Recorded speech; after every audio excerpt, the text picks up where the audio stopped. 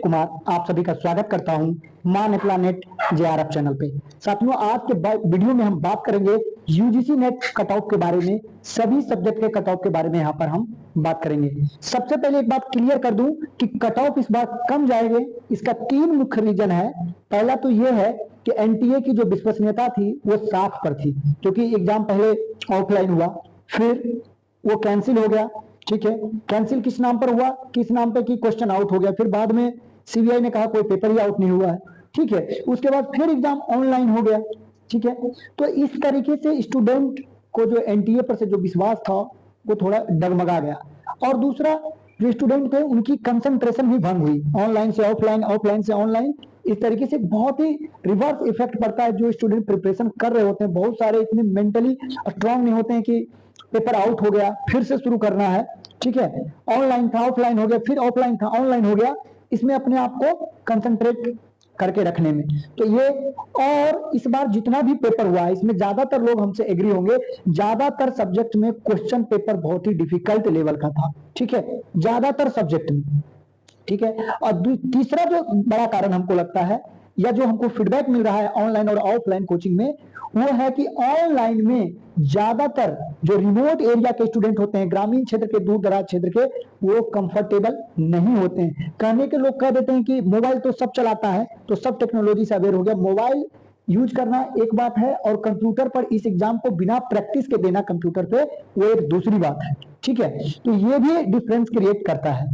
सबसे पहले आप लोगों को बताना चाहूंगा कि इस एग्जाम को क्वालिफाई करने के लिए कितना मार्क्स आना चाहिए। तो अगर आपका पेपर 1 और पेपर 2 दोनों मिलाकर 40% आ जाता है, तब आप जो है तो क्वालिफाई हो गए। ठीक है, इससे कम आया तब तो आपका कट ऑफ में कहीं कोई नाम ही नहीं, आप फेल हो गए।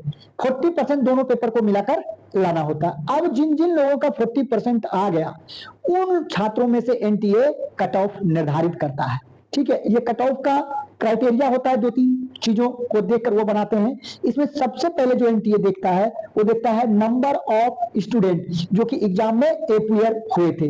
इसके बाद एनटीए स्लॉट देखता है कि कितने स्लॉट में सीटें अवेलेबल है। जैसे जनरल कैटेगरी के स्लॉट में कितने लोगों को नेट देना है या जेआरएफ देना है, ये यूजीसी को मिलता है एजुकेशन मिनिस्ट्री की तरफ से, और यूजीसी फिर एनटीए को देता है। तो उस हिसाब से स्लॉट देखते हैं कि जनरल के लिए कितनी है, एससी के लिए कितनी, एसटी के लिए कितनी, ओबीसी के लिए कितनी, पीडब्ल्यूडी के लिए कितनी।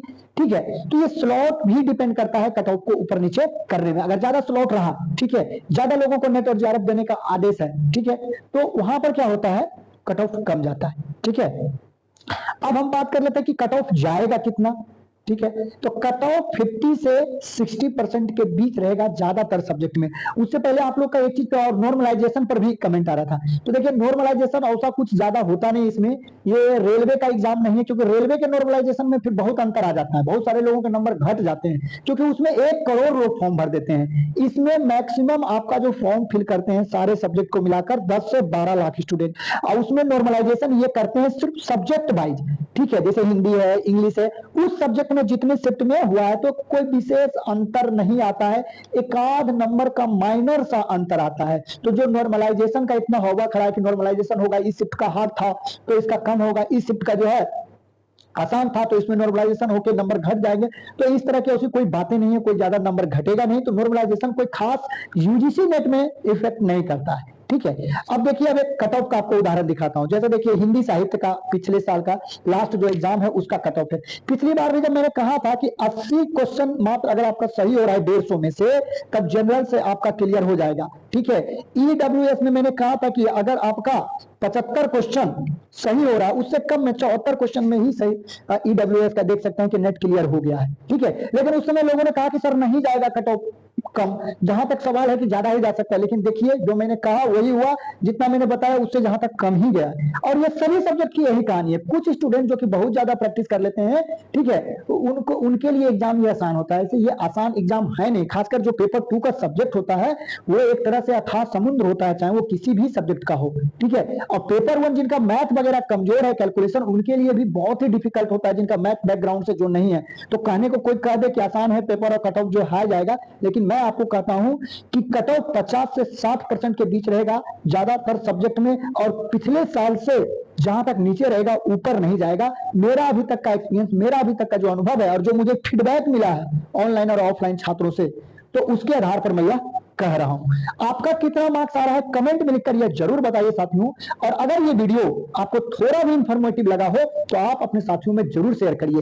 इस चैनल पे सिर्फ आपको यूजीसी नेट ही पास नहीं कराया जाता। अगर आप यूजीसी नेट पास कर लेते हैं, फिर आपको अगर जेआरएफ का फेलोशिप लेना है तो पीएचडी करते हैं। तो पीएचडी, मैं खुद एक रिसर्च स्कॉलर हूं, तो पीएचडी में कैसे आपको एडमिशन लेना है, सिनॉप्सिस कैसे बनाना है, टॉपिक कैसे चूज करना है, इंटरव्यू कैसे देना है, इन सभी, यानी नेट के पहले भी और नेट के बाद भी हम आपके साथ खड़े हैं पीएचडी एडमिशन में। और जब पीएचडी भी आप कर लेते हैं या नेट ही क्लियर कर लेते हैं, फिर असिस्टेंट प्रोफेसर की नौकरी के लिए ना नेट क्लियर कर रहे हैं, तो यहाँ पर मैं आपको वैकेंसी भी लाते रहता हूँ जहां सिर्फ पीजी और नेट पे, खासकर की एडहॉक की जो वैकेंसी आती है जहां पे पीजी और नेट में ही, या बहुत ज्यादा ऐसा होता है सिर्फ पीजी के आधार पर भी आपका सिलेक्शन हो सकता है, तो एडहॉक की वैकेंसी भी मैं जहां पे आसानी से जॉब लग सकता है वो मैं कवर करते रहता हूँ इस चैनल पर। सो मेक श्योर ये चैनल आपको हायर एजुकेशन में उज्जवल भविष्य के लिए बनाया गया और फ्री ऑफ कॉस्ट है कि ज्यादा से ज्यादा लोग इसमें आए, हायर एजुकेशन, उच्च शिक्षा के क्षेत्र में, क्योंकि किसी भी देश का डेवलपमेंट और उसका विकास तभी हो सकता है जब उस देश में हायर एजुकेशन एक उच्च लेवल पे हो, ज्यादा से ज्यादा यूथ हायर एजुकेशन को दे, रिसर्च को दे, तभी अपना देश आगे बढ़ेगा। और जब देश आगे बढ़ेगा तो समाज आगे बढ़ेगा, हम भी आगे बढ़ेंगे। तो साथियों, इसी के साथ ये वीडियो समाप्त करना चाहूंगा। आप लोग कमेंट में अपना सब्जेक्ट और अपने मार्क्स को जरूर लिखिए, बताइए कि कितना मार्क्स आपका आ रहा है, कितना क्वेश्चन सही हो रहा है, और इसको शेयर तो जरूर ही जरूर अपने साथियों में करिए। वीडियो देखने के लिए, अपना कीमती समय देने के लिए बहुत बहुत धन्यवाद।